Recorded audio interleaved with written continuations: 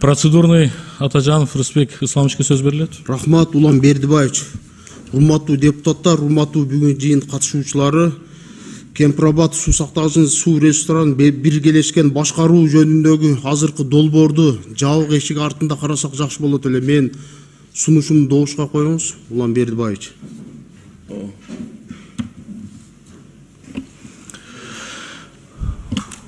Адыган Кисанбаевич. Бизге адат болуп калды да ушул Кыргызстанга жакпаган нерсени болсо эле эшикти жаба коюп карайбыз деп. Мында эмне сыр бар? Бул жерде мамлекеттик сыр деген жок. Жабык эшик артында карай турган маселелердин өзүнүн эрежеси бар. Кандай, кайсы учурда, эмне үчүн деген суроолорго жооп берген учурда гана жабык болот. Башка учурда эч качан жабык болбойт. Өзү негизи парламенттин тарыхында бир чакырылышта 5 жылдын ичинде ашып барса бир же эки гана жолу жабык өтчү эле. Азыр айланайын Кудайдын куттуу күнү эле бир неме болсо эле жабык эшик артында өткөрөлдү деп. Бул эмне маселе бул? Мамлекеттик сырбы? Сиз министрдин орун басарысыз, эмне сыр барбы мамлекеттик бул жерде? Мен башынан аягына чейин окуп чыктым, ал жерде эч кандай сыр жок. Сөз суу жөнүндө гана болуп атат. Эмнеси жабык болот?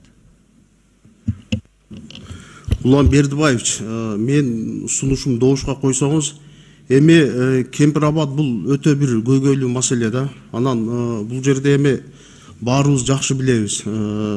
Кандай коом болуп өттү. Ошон үчүн азыр жабык иретинде карасак, мезгил келет, бүт ачык талкуу болот, палатага чыгат. Нуржигит Кадырбекович. Assalamu alaikum. Маселе өтө назик, өтө сезиптал суроо, түшүнөм. Биз эми депутаттарыбыз да эмоция калтырбасак, ушул эми балким жакшы ниет менен эки өлкөнүн ортосунда мындан ары терешүү болбосун, чек араны чечип коелу 100%, баягы чек арадагы инциденттер кайталанбасын, бейпилдик, аманчылык, ынтымак, береке болсун деген ниет менен ушул аракет болуп аткандыгын туура түшүнөбүз. Бирок бир нерсе бар да, назардан калып туруп бүтүргөн иште береке болчу маселе. Мен жакында барып келдим. Көпчүлүк ушул маселеге абдан кыжылат да. Мен негизи эле сунуш кылат элем, ушул маселени мамлекет башчыбыздан сураналы. Биз сыйлайбыз, урматтайбыз, керек учурда саясатын колдойлу. Бирок мейли чечпе деп айтпайлы, бир 5 жылга мораторий кылып туруп дагы ойлонбойлубу? Анткени мына казино боюнча эми өтөр иш өттү. Бирок бир учур келет, мен ишенем, азыркы президентибиз ыймандуу кишинин колунан тарбия алган. Кайра кайтып келет ушул маселеге.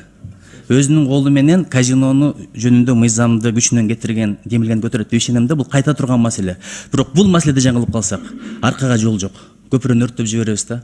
Ошого мен суранат элем. Балким ушу карабай эле койсок, дагы мамлекет башчыбыз ойлонсо, мен түшүнөм, ниет абдан жакшы болуп атат. Бирок жакшы ниет менен деле адам кээде адашып калышы мүмкүн.